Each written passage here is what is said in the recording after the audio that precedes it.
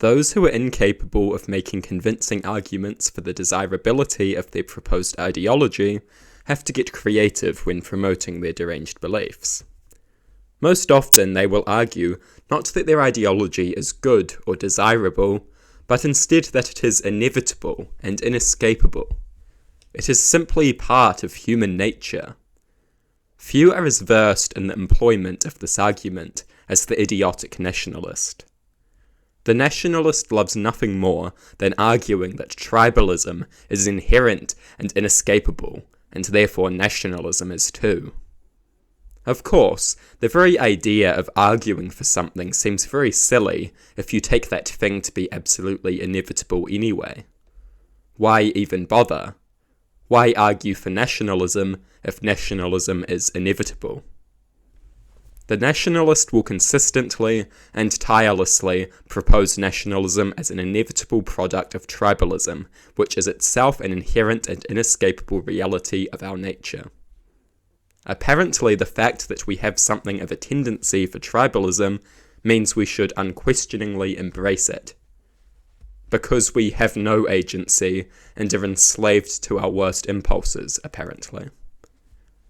This argument is clearly filling in for the complete lack of a decent argument for the desirability of nationalism. Can't argue that we should be nationalists? Just argue that we have no choice. That is the nationalist strategy. They cannot make a good argument as to why we should be nationalists, so they just have to pretend we have no choice in the matter. Of course, this is somewhat absurd. Trying to convince someone that they should be a nationalist with an argument that they are inherently inclined to nationalism and have no choice is basically the definition of absurd. It's self-contradictory. The fact that an argument is made and there is an effort to convince often reveals that such things are not in fact inescapable and inherent. In trying to make an argument, the nationalist confesses that nationalism is in fact not inevitable. There is a choice, and the existence of that choice is made evident by the attempt to convince.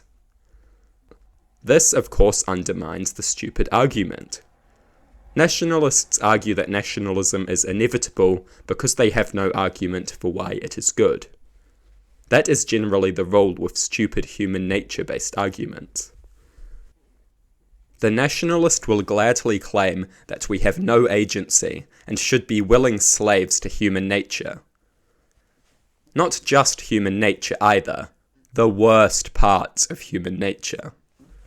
The nationalist, you see, is a deeply subservient and submissive creature. They will bow down to dictators time and time again.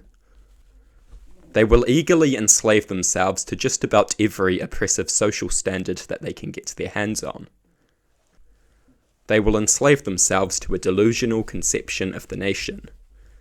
And the nationalist appeal to nature makes it evident that they will also enslave themselves to a delusional conception of their own nature. The nationalist loves nothing more than the thought of being subservient to their natural impulses. They wish to be slaves to the worst components of human nature. Sure, tribalism is bad, but we should totally just submit to any tribalist urges anyways. That is what the nationalist proudly proclaims. They are fundamentally weak, slaves to the most destructive side of their own nature. They are deeply pathetic and subservient creatures. They embrace domination and enslavement at the hands of the worst parts of their nature. They are not just slaves either. They are eager and willing slaves. They eagerly chose to enslave themselves to a completely delusional conception of human nature. They have forgotten that they have agency. They have forgotten that they have control. They have forgotten that we can and should make sure that the worst parts of our nature do not dominate us. Forgetting such things is essential to being a good slave. The nationalist is a weak and subservient creature that wishes for a humanity that is completely dominated by and enslaved to the worst aspects of its nature.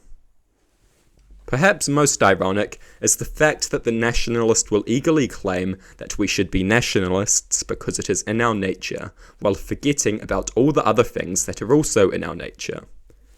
Selfishness, hedonism, greed, and gluttony. Human nature does not begin and end with tribalism.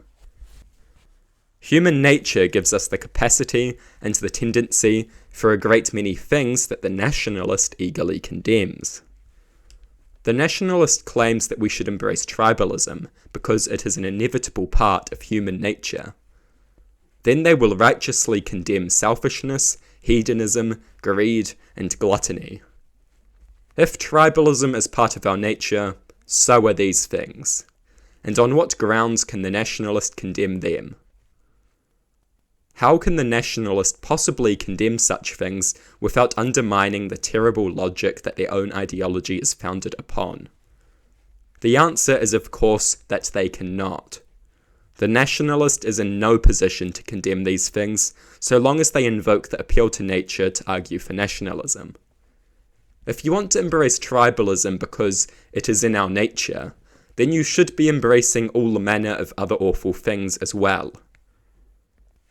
If you are going to enslave yourself to the worst aspects of your nature, at least do so with some consistency.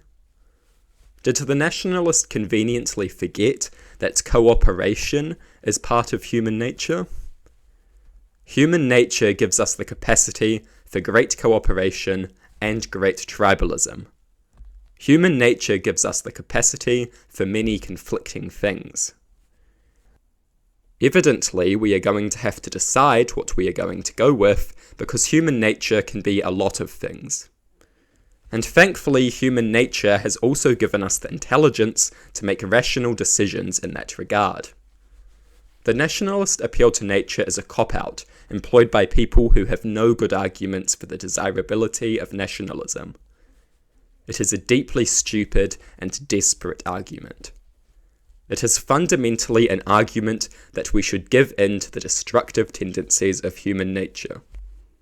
It ignores the fact that we have agency and can and should control and restrict the many destructive components of our nature.